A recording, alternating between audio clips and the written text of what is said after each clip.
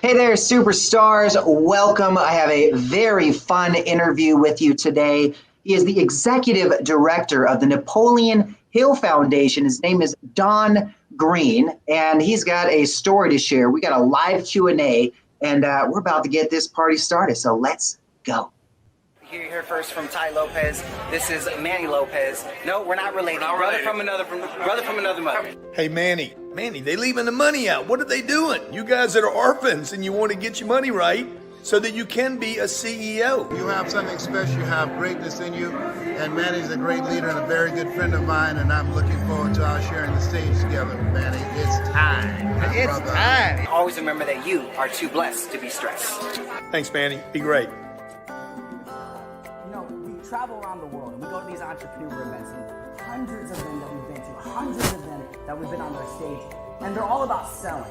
They're all about making money. They're all about collecting fame, blowing up on social media. But the reason why we wanted to take this one, we were trying to do anything in our power to make this happen, to get this event, is because of that word right Serve. there. And that's serve. So let's give it up for Manny and the entire team for putting this together. That's my people, so I'm gonna help my people grow. Oh, Manny Lopez, Mr. Orphan, the CEO. Let's go. All righty, we are live. It is a Q&A with Don Green, the CEO and executive director of the Napoleon Hill Foundation. Now, Don, welcome to the show, my friend. Super excited to have you here. How is your day going today? Hey, Mandy, every day I get up and knowing it's going to be a great day. You just get up, go in the bathroom and look in the mirror and say, if it is to be, it is up to me. I like that. And that's what I got on mine. I got that on a card. Actually, I published a book, Success with People, by Kevin Roberts, who founded the National Speakers Bureau. He wrote a book called Success with People that whoever writes to, and that's a comment out of it. If it is to be, it's up to me. And I've noticed, of course, it's been around a little while, but when people start making excuses, they are laying down their road to failure. Because you could say, there's no opportunity, this virus is killing us, these taxes are too high, there's just not nothing new going on, I don't know nobody, things cost too much. Guess what? All of those things are just like going out in the front porch, getting in a rocking chair and sitting there rocking all day. It'll take up your time, but it won't take you where you want to go. You got to get up. You got to do good. I'd talk about in the business, talk about the P's, purpose, and planning and persistence. And that kind of boils it down. Start off with, most people don't have a purpose. They get up of a day waiting, instead of making something happen, they're waiting for something to happen. I could write a book on how I got this job. I'll tell you, my assistant knows he's got the second best job in the world, and I've got the best job in the world.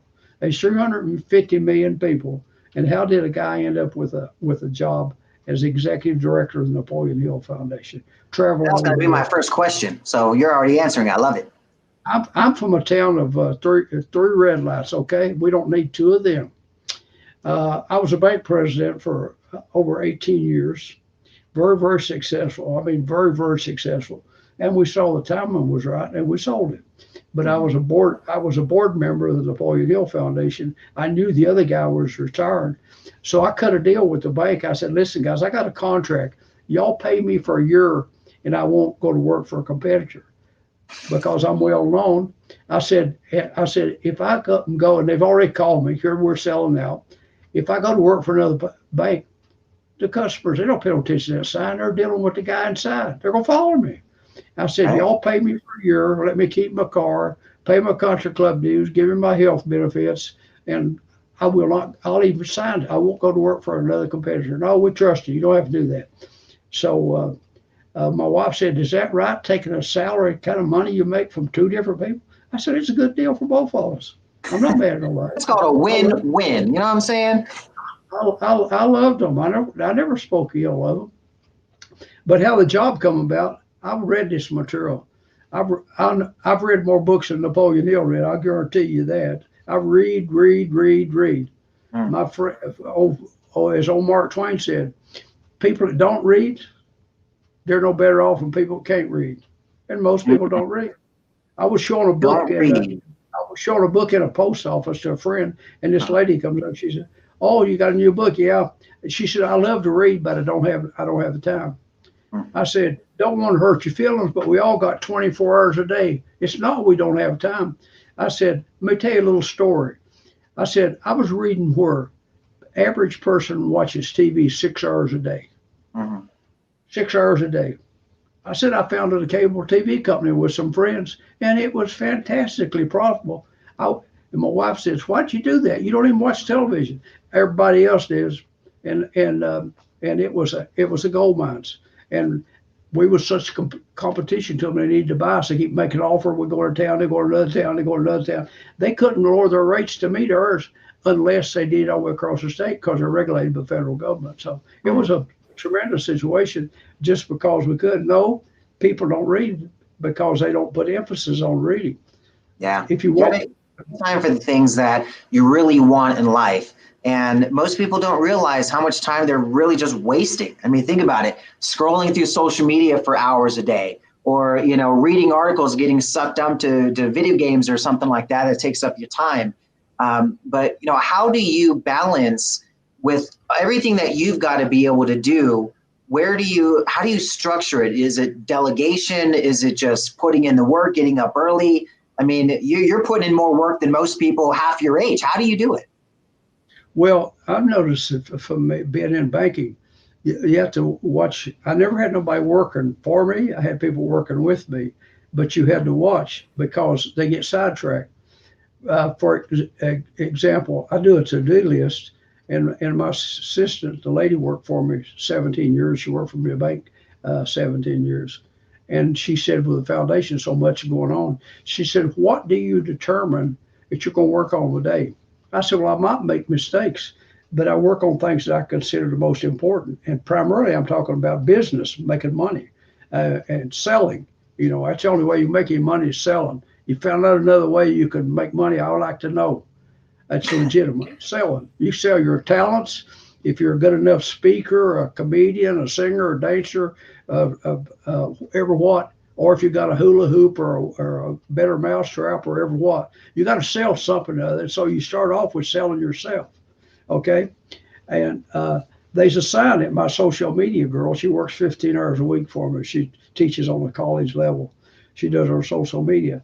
I come back from lunch one day and she was on a break, and she had made a sign. You'll see it when you come in the entrance. It says, "There are two ways to learn. One is from books, and the other one is from being around smarter people." Don Green. And I said, "Lana, how come you put that up?" She said, "You have told me that 1,000 times." I said, "I will probably tell you another 1,000 times, but really, it's almost exactly what Will Rogers said." And I said, "If you don't read, you're way behind right off the bat. And if you don't hang around people smarter than you are a loser, plain and simple." I remember doing a thing with today. I remember doing a fundraiser with Zig Ziglar one time, and he said, "If you want to be a winner, hang around winners." And he said, "If you want to be a loser, guess what?" Not too hard to figure out because it rubs off on us. Some people have said we're the average of the people we hang around the most. And but in my business, in the banking business, and I'm president of the foundation board of the University of Virginia WISE, this fundraising thing. I've been president for like 15 years. Our kids do tremendous. Every year, the college makes a list of U.S. News World Report of students that graduate with the lowest debt load. We're always in the top 2, 3 rankings because we raise a lot of money. But it's just knowing what you like to do is to start off with, because if you don't have a passion, you can throw one of the peas in there as passion. Because if you don't, the least little thing that comes up will quit, gives you a reason to quit. Of course, most people never get started. They're losers to start with. Ideas are worthless. Ideas are worthless until you do something. You do something other And with. You would just drop in nuggets after nuggets after nuggets. If people can just like take every other sentence and put it on a t-shirt, you got yourself your next business idea, my friend. I love it. We've got a lot of great questions that have been popping through the comments. I want to get to a couple of these. Some of these I want to know the answer to. I think this is a really good one. John Calaris asks, what's the difference between a mentor, a trainer, and a coach? How would you answer that, Don? What I would talk about as being a mentor as someone that you associate with. And for example, the guy that hired me in 1975, I would consider him one. He called me and said, Don, your name popped up, said, I know you're in the finance industry, and some of the guys know of you and know your reputation. And the bank is a year old, and we need somebody desperately. And I'm told that you have the qualifications. And I told him, I said, yeah, I would like to get in banking. I said, I started out in the finance business, $1.15 an hour as a collector. Okay. You know, one of them, but that's another story. But anyway, I worked my way up. I was told I was youngest manager in CIT's history. I made it real quick. They called me hot shot because I was learning. I knew I was going somewhere as good as anything I knew. And, you know, I just absolutely love what I was doing. And I looked at Jim as a mentor. He told me in 1975, that's 45 years ago. And he asked me to come over and interview, which would have earned something drive. And I told him I couldn't take off during the day because the people I worked for was tremendously good. I managed a finance office. They were paying my tuition. And when I got through, they paid my tuition to go to college for now till I finished and got my degree. They've been super good to me because I run the best office around. And so I said, I can do it on a weekend. He said, well, I admire you for that. I said, well, I don't think it'd be fair for me to take time off my work to go look for another job. And so I interviewed him, and he said, Don, and of course, he's read the books. That's another story I wrote about his story in one of his books. He said, Don, if you do a little extra one day, won't make no difference. He said, you do a little extra for a week, probably won't make much difference. But he said, you continue to do a little bit more than everybody else around you is doing. He said, one of these days, you're going to be the success most of the world just dreams about. You could have said that 5 minutes ago, and it was just as fresh. He's a mentor. I'm not paying him no money. He's a donor to the foundation. It's a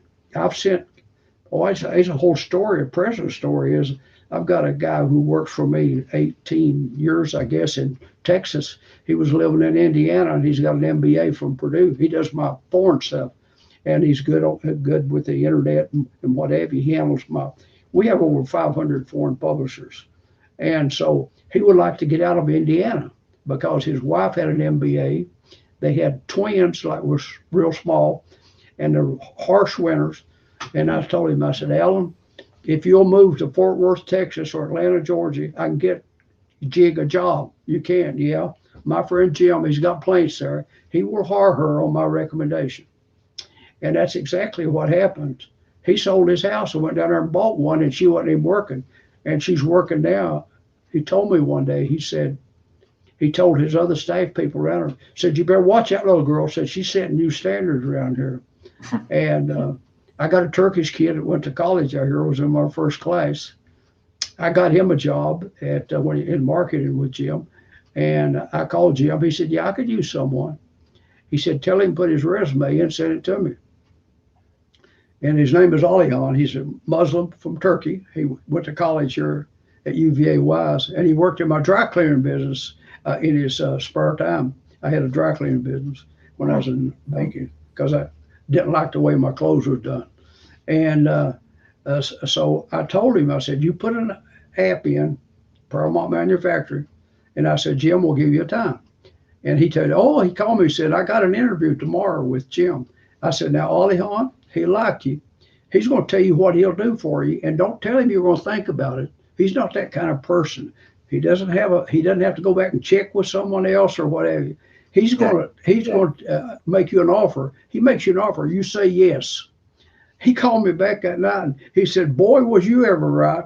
I said, man, I've been around that guy a long time. I said, I worked in the banking business. I was the second person in the bank. And I said, he hired me. He started me out in the banking business.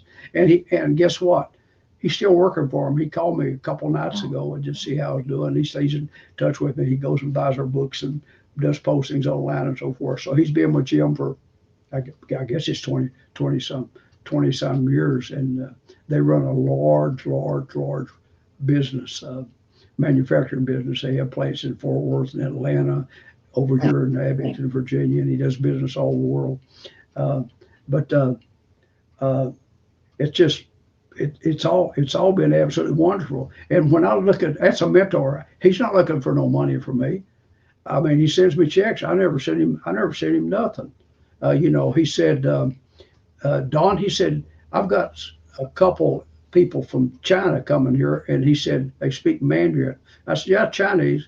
He said, didn't you tell me you had a Chinese worker? I said, yeah.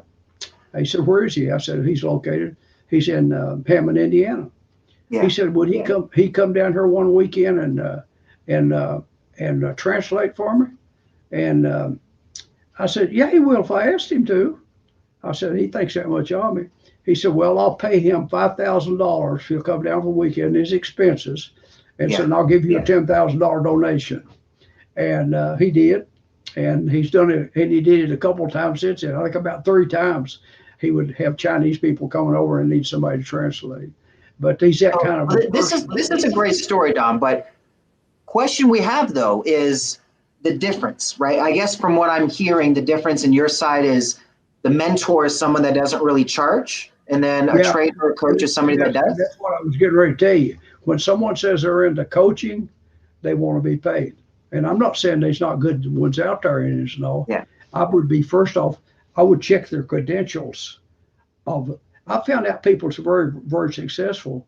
They like to pass it along. I never charge nobody. I don't have ample time to do it. I try to answer people's questions and so forth. But I'm not trying to tell someone that I'll charge them $20,000 or something like that, because they can get the information available to our courses and what have you. And so that to me, that's the difference. Someone says, I'll be your mentor. I don't think people are my mentors. Well, okay, for example, the story of Billy Ray Cyrus. Mm-hmm. He got the musician. If you read his book, Really Hard, born not far from here, he got kicked out of college. Okay, he's on a baseball scholarship. He had dogs in the room. Lady president threw him out. He stopped to help a guy. His car broke down. He's an older guy. And he said, I'm kind of surprised a young person stopped to help somebody out. He said, well, it looks like your car broke down. The guy turns out to be a Dr. Bailey. And he asked him to, he said, yeah, you're a nice young man. So stop down at my office and I have something for you. Give me his card. He stopped down to his office and he talked to him and he gave him Think and Grow Rich, okay? Give him the book, Think and Grow Rich. He tells that. Now, that to me, that's a mentor because he wasn't looking at nothing. He was doing him a favor.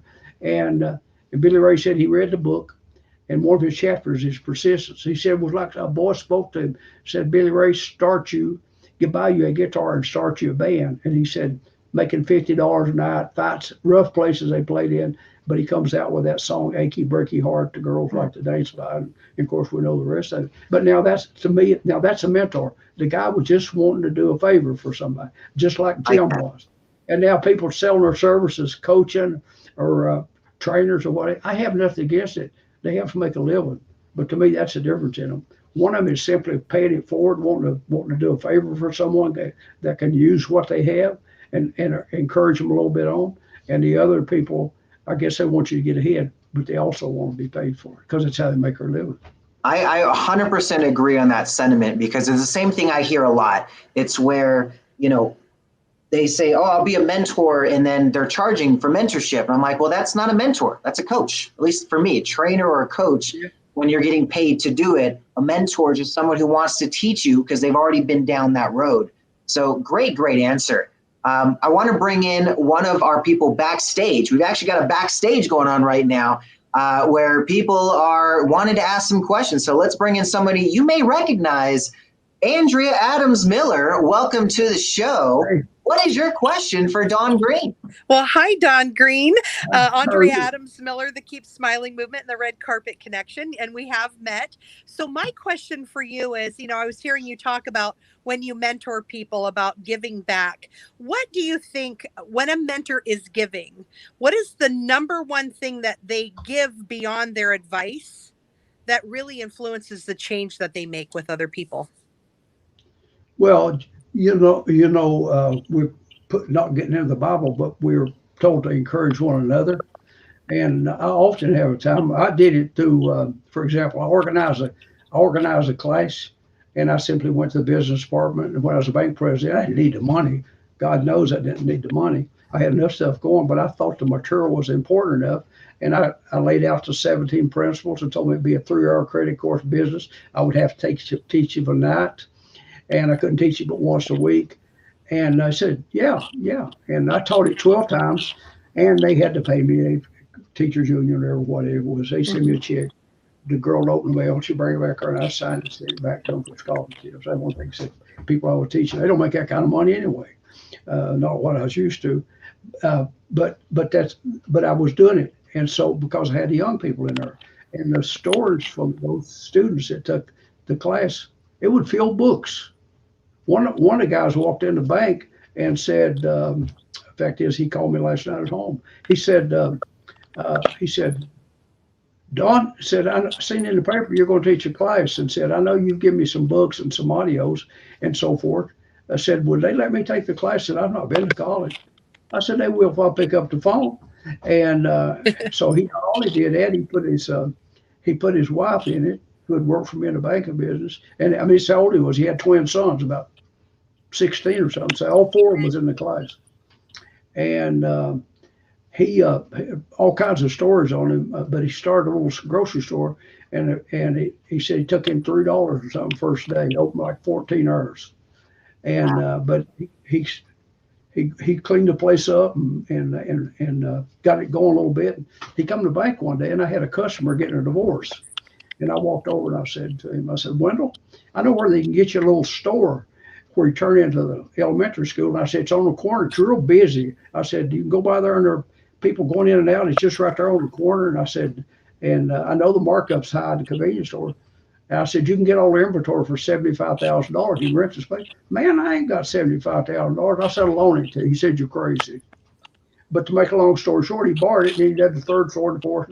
When he sold out to Velardo, and you probably seen him, they're a chain, he had 65 stores, and he walked away with $45 million. Wow. And of course, I know that's the only course he ever took in college is a 3-hour course. I call it Keys to Success. But see, that's what I enjoy doing. If you're hearing from those, I'm not looking for nothing. I'm not looking for nothing back. I'm just giving back, and it's truly. I did a book in July with Jim Stovall, the blind guy. I decided he read a verse in Proverbs that said, "Them that give freely will be made richer; those that withhold what's due will suffer want." Mm-hmm. And I told Jim, he said, "I'll help you write the thing, and I'll give you the proceeds. Well, I won't take any money for it." And we did the book, and it's living a legacy. Okay, we always heard, "Oh, he left a legacy." No, I don't want to leave a legacy. I want to live it. I want to see how those kids, young kids turn out. I want to see what they're doing. I mean, do you think I got to wait and die and they go by there and say, "Wonder how much stock on the God? How many banks do you have money in?" Whatever. I want somebody to walk by there and say, "I hear he was sending 60-some kids a year to college." I think that would be much more appropriate than tell how many cars I got, or how big my car is, or how big my house is, or how much money I might have, or how much stock I have. I don't talk about those things, but to help someone else. We make a living by what we do, and we make a life by what we give. And that was from Churchill or somebody or another. But I mean, powerful stuff, Don. I mean, that statement, don't just leave a legacy, but live a legacy. That right there is going to be a big takeaway. Thank you for the question, Andrea. I really appreciate it. You're welcome, man. Awesome stuff. Oh man, Don, this is you are just dropping nuggets after nuggets. And it looks like we got a little debate going on in the comments. John doesn't seem to agree with your statement that a mentor has anything to do with getting paid. But I don't know. To me, that's kind of like our perception in the industry as entrepreneurs. Most other coaches, speakers, mentors, they kind of feel the same way. Like a mentor should be somebody that's really just there to serve, not necessarily get paid to do so. Because there's many ways to pay a mentor. You don't always have to cut a check. You know what I'm saying? You could serve your way to success. Great stuff. Another question coming in from backstage. Let's go ahead and bring in Brendan McCauley. Brendan, go ahead. What is your question for Don Green? Hey, Don, pleasure to see you, and I appreciate you taking the time. So the question I had is, how do you know when it's a good time to become a mentor, and then what defines an effective mentor? Great question. Well, I guess you got to know a little bit something other about them, like when they've been there. I use a comment from Henry David Thoreau. He said, I never sat down to write. He's talking about books. I never sat down to write until I stood up and lived. I mean, what qualifies you to be a mentor or to be a coach or to be a trainer? I mean, I guess people like to get all the free advice they can, but I read and read and read and read. But if I would listen to someone other, but not necessarily take what they would say. I would weigh it, because people got different opinion. Like that guy, what a coach and a mentor and whatever is. It's people's got different definitions. Like I've give talks on setting goals and so forth, and what the proper step to go through with. And I know what I did. I was president of the Chamber of Commerce. I was speaking in a place once. This lady was a school teacher, and she walked up at the break and said, "Oh, Mr. Green," she said, "I always have goals," and said, "but I just don't write them down." I said, to me, I would call that a dream. And then I had a conversation with a guy on the phone. He called me 2 or 3 times. He said, at writing them down, he said, "I think that's a bunch of bull." I said, "Well, if it works for you, that's fine. That's fine." I said, "But me is when I put it down there, Don, this is a contract I got with myself, and I got it in writing." I mean, I've still got cards that I wrote when I was married, making $1.15 to 20 cents an hour. And of course, at 20 years old, okay. I mean, black Mercedes, I thought that was it. A gold Rolex, I thought that was it. $1 million bank, I thought that was it. It didn't take me long to figure out there's more to life than accumulation. You sing that song Peggy Lee had out, "Is this all there is?" There's more to life than accumulating toys. To me, that doesn't define success. I had a guy conversation I called to 3 or 4 different times, and he was trying to tell me, and I said, "Hey, listen, if what works for you is fine. If you don't have to write it down, you're tremendously successful." I said, I'm not allowing it to memory. I do a to-do list. I don't do it manually. I do it just like I do a store order. You'll write a store order down. Why in the world wouldn't you write down your goals in life? And I know you've read it before. People spend more time planning their vacation and they do planning their life. Oh, do we to get a condo? Do we to go to the beach? Do we go to the mountains? And so forth and so on. They do that from one vacation period to the next one. But sitting down what they're going to do with their money, how they, I'm doing a book. I just finished it, a little book on wealth. And I use a quote from Victor Hugo. It said, "It's not that most people plan on failing. They simply just fail to plan." Okay? For sure. And that's the same way with the goals things is. I don't have any qualm with it. But this one guy, I used to, well, still do. I used to go to the guidepost things and Norman Vincent Peale. I read his stuff. I went to his wife's. He'd already passed. I flew to Marriott, New York to attend her because she asked me to her 100th birthday. And the verse of the day one morning when I opened it up there it was, and it was some hand, I can't remember what that Bible verse is. It says, "If you have a vision, write it down and make it plainly." That's in the good book. And so I told that guy, called back, and I left that note on my desk, and I told him. And he said, "Okay." So he looked it up, and Nick Steggins called me. He said, "You won that argument." I said, "No, listen, there wasn't no argument." I said, "People go about what works for you. What works for you is fine." Me is I don't. I write stuff down. I'm making notes on the things. I'm working on. Golly, we published I think 10 books this year, and when I started the foundation, I don't mean this to brag. I'm just telling you that they had the report. They had 16 books, and today we got 140, 145. I don't count them. I got 42 with one publisher. So we've done lots and lots and lots of books. But to me, is I have to write those things down. If I have an idea on wealth or a different subject or something, I start making notes till I accumulate them in a folder or write little short stories. And in fact, I'm going to do one as a novel with this lady that's got a PhD in writing. She's a better writer than I am. I don't claim to be one, but I'm going to do one. I'm going to do one on mentoring, where someone I wrote the first chapter. I wrote the last chapter, and I'm filling in between. But we'll get it published next year sometime. And I think it'll be fun. So I guess if I can just be a little more clear. So right now, like I'm a business development engineer and I work with entrepreneurs. So if I wanted to transition and put some of that time into more of a mentorship versus like a coaching consulting role, how do you know when that right transition time is? Oh, I guess it's something you ease into, just like an entrepreneurship. I made lots of loans. And again, I will tell you these things to set a braggart. I want to come across that way. But I was in a business for 18 years. And I never foreclosed on anybody's house, okay?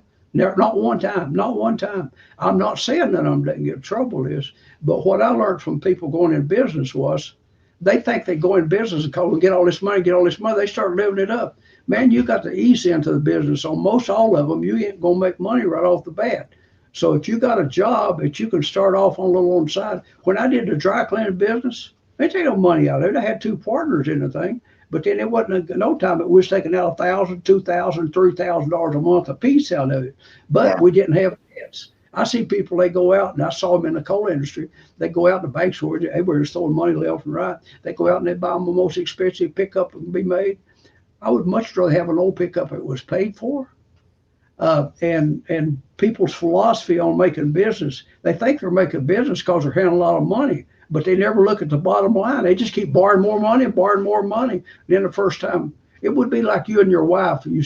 She tells you how bad it is. When you get your credit card, well, we put that stuff on a credit card. They'll raise your limit 2 or 3 times. What are you going to do when you get it filled up? Give me another card. You get another card, and all of a sudden you can't get another card, and you can't make a payments on what you got. You're staying alive by staying in debt. And I did a working title on that book. It won't be published that way, but it was simply Avoiding Debtor's Prison. And so if the debts is a loss of a certain amount of freedom. If your wife tells you, honey, there's a new restaurant downtown, everybody's bragging on it. She said, it's real expensive, it's really good. She said, well, we'll have to wait till the first of the month till we get our check. See, that's not living. While you got an audience there, I'll give you my take on 4 uses of money. And if you find another use, I'd sure like to know about it, okay? The first one is food, clothing, and shelter. It was Eisenhower said, if all you want in life is food, clothing, and shelter, go to prison. You get all 3 of them. Food, clothing, and shelter, okay?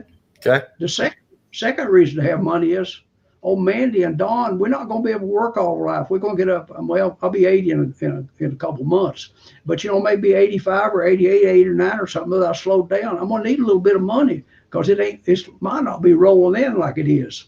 And so that's the second use of money. And the third one is, I call it having a good life. You want to come visit me. We want to travel places. We want to go to the finest restaurant. I call it living a good life. And the fourth one is, and I think in you're successful, you reached the 4th stage of money. You took care of 1, 2, and 3. And the 4th one, you got money left over and you can make a difference of your own choosing. You don't have to. You want to help the church. You want to help St. Jude's. You want to help the local college. You want to help your grandkids, whatever. Most people go from 1, they cover food, clothing, and shelter, and they jump to 3 to lead a good life.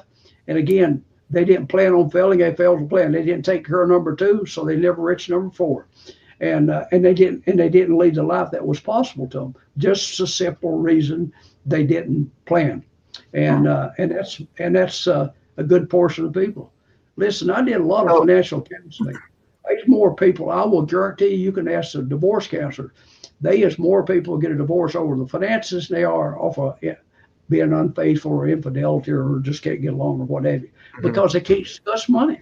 And I could tell you stories about it, which is funny as all get out. The girls that work bank had a kitchen upstairs. I never associated with them. I couldn't fraternize with them. I went out to eat with somebody, business person or whatever. But they had a discussion. One of the landlords said they had a discussion.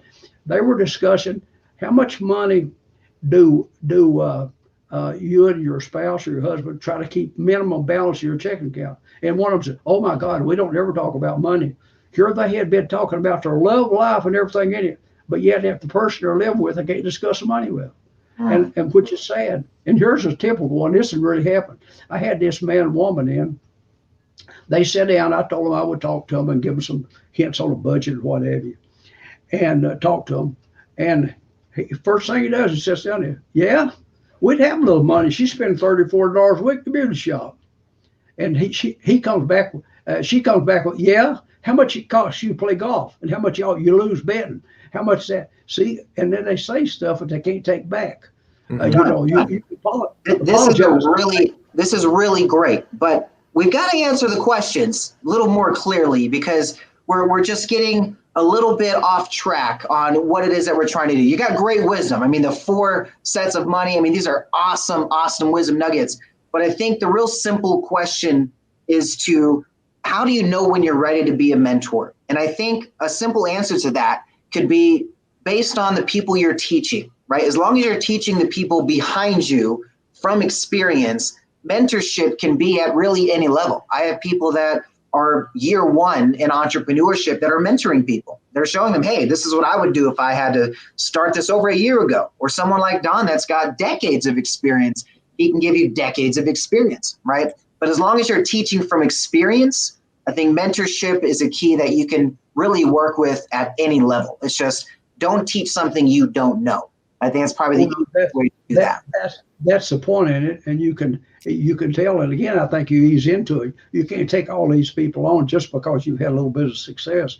I think you more or less you see what works, and you ease into it, and you can increase the number, and you can increase the amount of advice that you give them. But what I have seen is so many people is, I mean, in this business, we got so much fakery out there. It's absolutely unbelievable. I've had some of these guys out there, they're posting pictures in front of what kind of a $200,000 car, and they owe me for $1,200 for some books they can't pay for. It takes me months and months to collect them. See, I've seen that.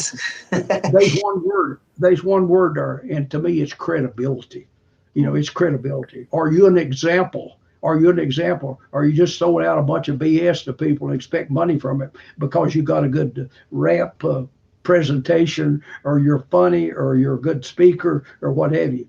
Have you really done results that someone copies your results if they can do well? That's a great answer. It's being true to yourself. I would not try to teach someone. I could sit down and spend a few minutes with a young person like my assistant. This kid I started him at $10 an hour when he was 14 years old. And he's making more than a college professor now with an MBA. I mean, he started college at age 17, and he not only had a stock account, he had a retirement account at age 17. Nice. And because I gave him a little lessons on, he's got a Roth IRA, and he's tremendously successful. You wouldn't know it from talking to him. He's real quiet. But here he is, 25 years old. He's worked with me. No, not for me. He worked with me for 11 years. And it's just amazing. But I know it's taken with him because I told him as long as he's open-minded, he wanted a little finance. And the other day I come in and I said, "Hey, Zane, do you know anybody that's owns that stock that's got the COVID-19 virus?" And he just smiled, because he and I both bought the stock about 10 years ago, because I told him, I'm not telling you what to buy, Zane. I'm just saying they're the largest pharmaceuticals. They have a tremendous research, and it looks good to me. So I don't know how much he bought. He bought the stock, and of course I had the stock too. And great insights. Well, Brandon, thank you for the question, my brother. I'm gonna let you get back to the backstage, and let's get this party rolling, my friend. So thank you. All right, Don, man, so much wisdom, my brother. I mean, I wish we could be here all day. I know we've got stories that we could pour into constantly, but the questions are coming in, and I don't have too much more time with you, so I definitely want to make sure we get a couple of more insights in there. Now, those watching right now, if you're getting some good nuggets today, go ahead and show some love. Put a heart on this, put some reactions. The care ones, the wow faces are my favorite. So if you're on Facebook and reacting there, go ahead and show some love, my friend. Share it, tag a couple people. Let some entrepreneurs know about this content, because it's all about wisdom here, my friends. Now, you're operating, in a sense, Napoleon Hill Foundation's legacy. You're allowing that to continue on. Where do you see the education going? I mean, I don't see a lot of the younger generation opening up books these days. They're all stuck on these devices. I mean, how do you see reaching that next generation of entrepreneurs that aren't really going the traditional routes of education and mentorship? Well, there's a lot of them doing virtual, and I think a lot of them are learning maybe through hard luck at getting a job with a large corporation. It's not set for life like it once was. You don't go to General Motors or some of them places. There's not that kind of security. Being an entrepreneur to me is the most satisfying thing on life. But we'll continue. There's a little book I did a few months ago, which is just out. It's Think and Grow Rich in 10 minutes a day. And what it is, it covers a whole book, except it's just geared towards young people, supposedly, that don't have the time. It's a preview of Think and Grow Rich. If you've never read the book, if you've read the book and spent some time, you can say it's a review of the material, because it's got a little bit of all the principles in it. I got a couple of cool things I want to show you guys. I don't have it. Give me a second. I got 3 really cool books that I keep on my mantle back here.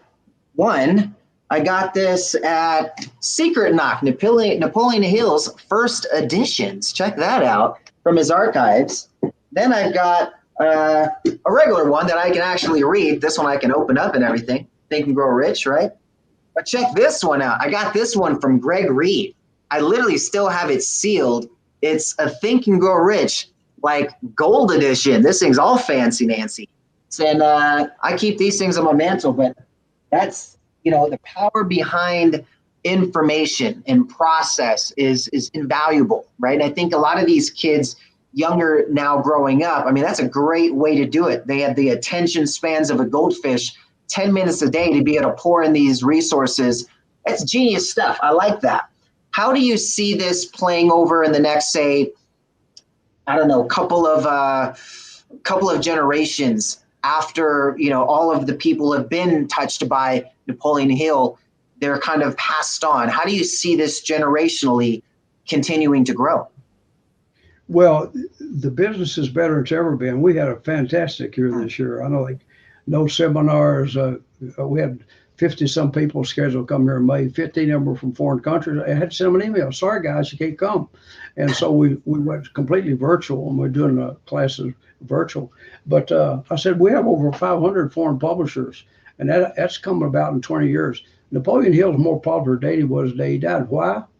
Because the material that he did, it was new.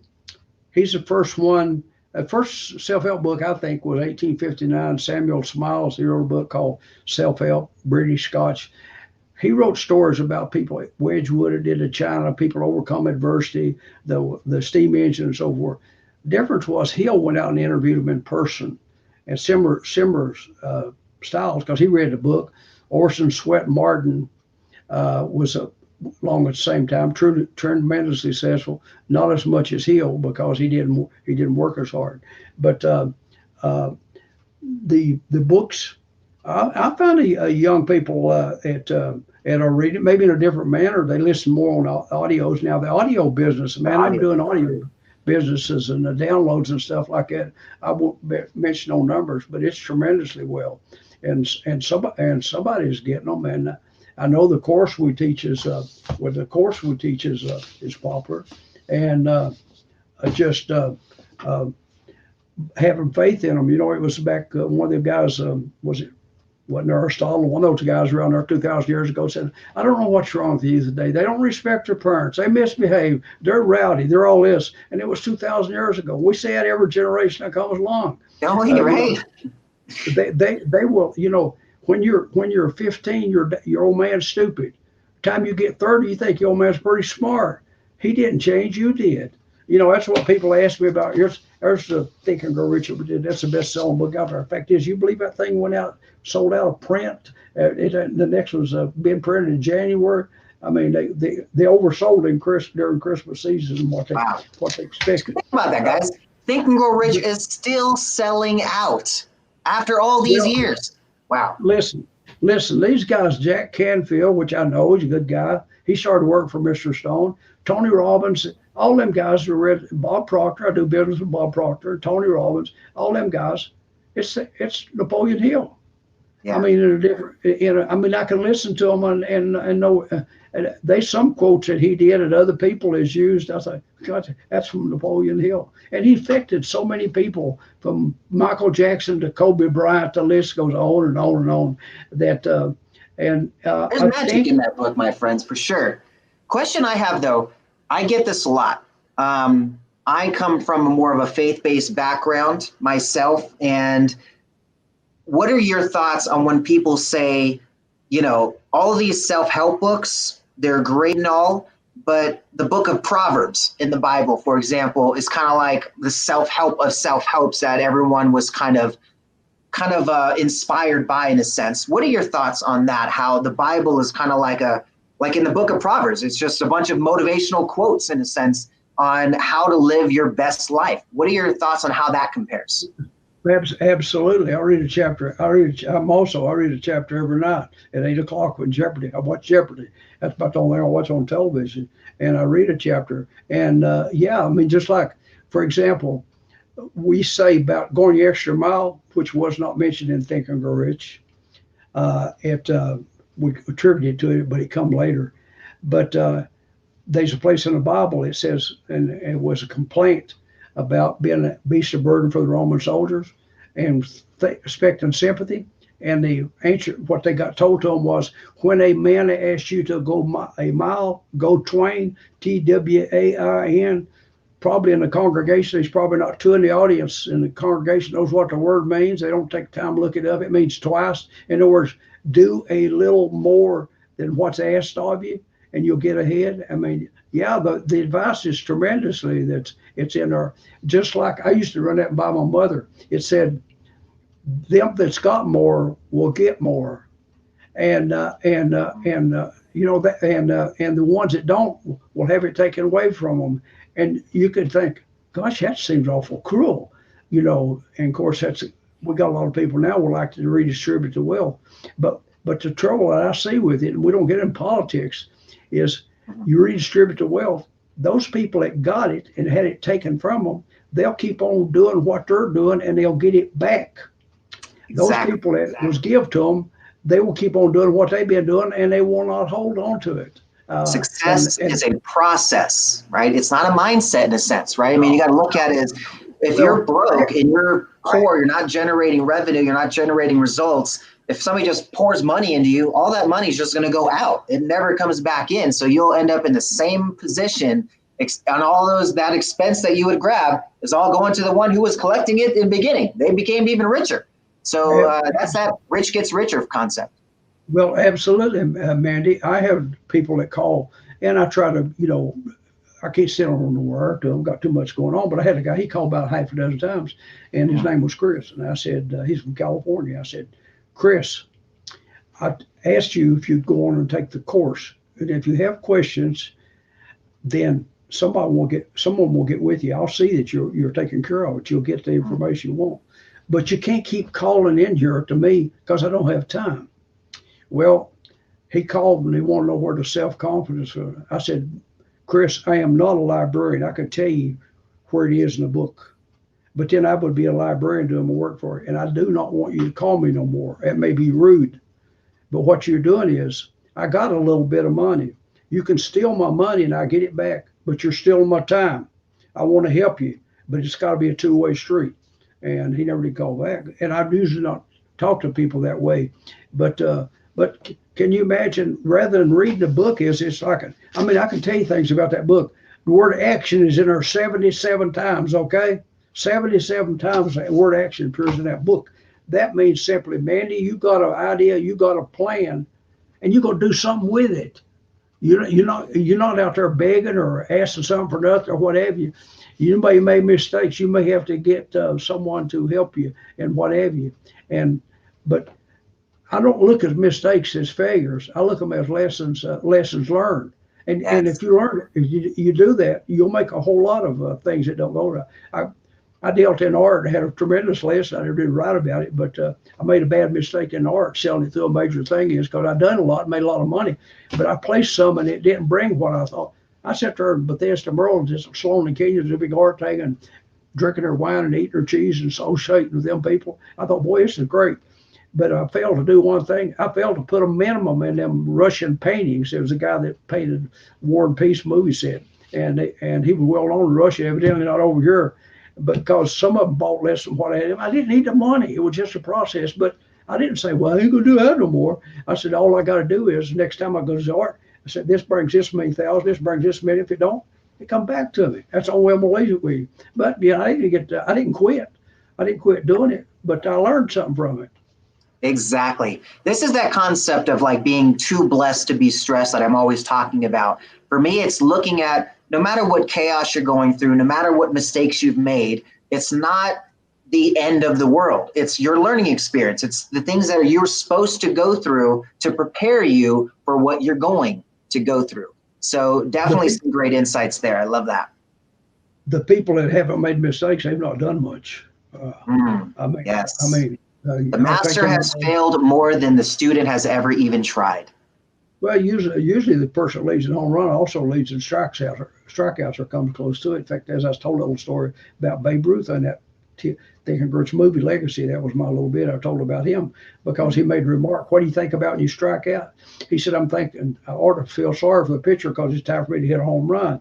So he's looking forward not to that strikeout. Somebody asked me, what about 21 is? I said, well, I'll tell you, in the 21, how about let's looking through the windshield instead of the rearview mirror, okay? Let's look and see where we're going, not where we've been. Because you can't put the baby back.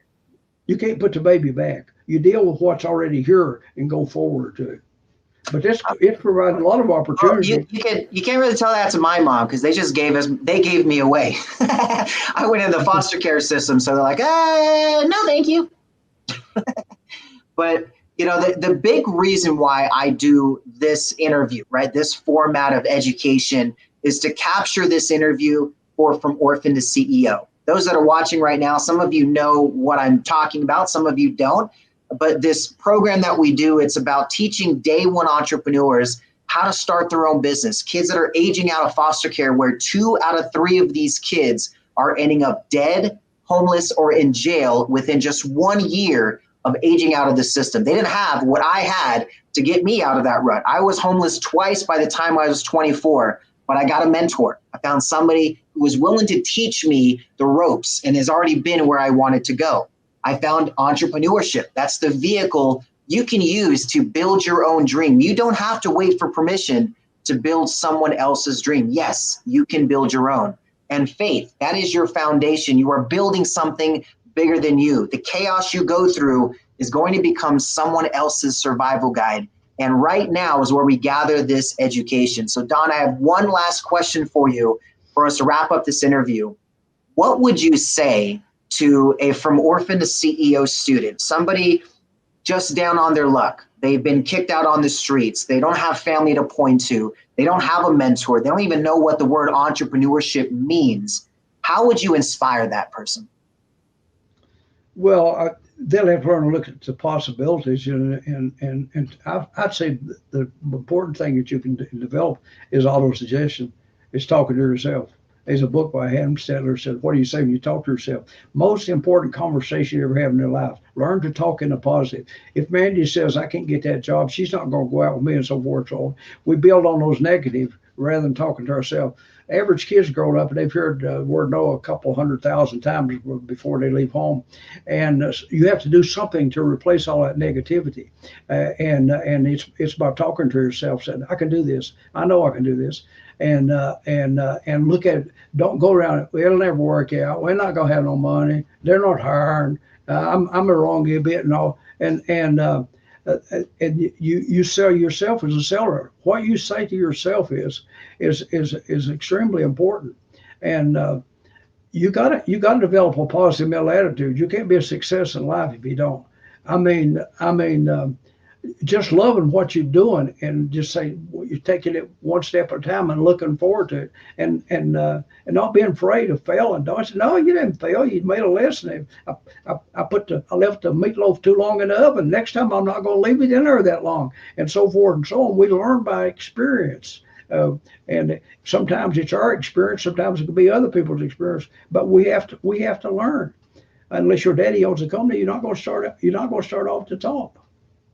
Yes, very much true. You gotta learn the ropes. You gotta be able to understand the process. I mean, my first month in business, we almost went under because I did not understand the process. But did I give up? No. 8 years, almost 10 years now later, I am just innovating and creating and taking action. And whether I crash and burn or whether I hit a home run, I'm going to keep getting up and swinging as if I'm going for that home run, whether I strike out or not.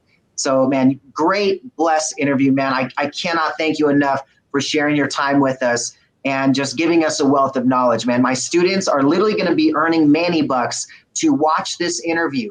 They're going to be able to collaborate with entrepreneurs because of the information they're going to learn from this interview. So just wanted to give you a big thank you. Thanks for joining us on this interview today. Is there any last words you want to leave for our audience today? Yeah, just as we're finishing off, we talk about mentors. Maybe a coincidence, because I don't believe in coincidence. I got a book coming out. It's a hardcover, and it was really, I had a background several years. It was a coal miner's son. They asked me to write it. I mean, it's hard to write it before. Didn't write the book and then peddle it. They asked me to write it. They changed the name of it, Napoleon Hill, My Mentor, because they want that name to show up. So that's the title of the book. It's released in January. It's a pre-order.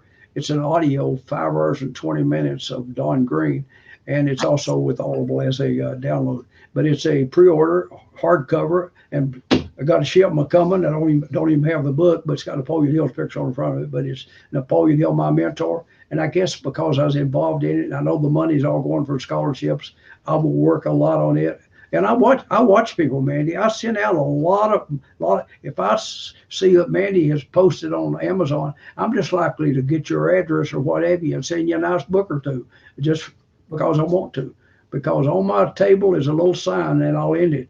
It just simply says, God, show me someone I can help today in Jesus' name, amen. If that offends anybody, just so it offends them. But that's me, and he's not failed me yet. I can do something for somebody every single solitary day if I keep my mind open. And I think that's what was put here for. That's what we're here for, my friends. I love it. I could not end the interview better than that. So thank you, Don. I appreciate you coming in today, brother. I'm going to let you get back to saving the world one entrepreneur at a time. You stay blessed, my brother. Thanks for all those people listening in. If I can help you again, let me know. Awesome. Okay. Thank you. Thank you. Wow. Now that right there, my friends, that's what it's about, my friends. It's about serving your way to success. I hope you guys got to learn some really great insights today. And we'll see you guys on our next interview. If you have any questions, just reach out to me privately. We've got all kinds of free, awesome education and resources. If you know any day one entrepreneurs that want to start their own business, get them connected to our program. It's completely free. They can learn how to start a business, and we'll invest in them $25,000 in Manny bucks plus to be able to show them how to start their own business. So we'll see you guys on the next edition. Let me give a couple more shout outs. Sally says this was powerful. Tamisa says lots of nuggets for sure. Sally goes and puts the little quote there that Don reads. God, show me someone I can help today. In Jesus' name, amen. I love it. That right there, man. That was the best, I think, that we could end at, because I for sure am not offended at all when we bring Jesus back in to business, because that's what we need, my friends. You guys don't realize, I interviewed 50 millionaires in 1 month, and the common denominator, every single one of them, almost every single one of them, the common denominator was their faith is what sustained their success. You can make success in a lot of different ways, but if you want to sustain legacy, success, and influence in the world, you truly do have to bring faith back into your business. So We'll see you guys on the next episode, and we'll see you later, my friends. I'll end it with our little manifestation promo. Deuces.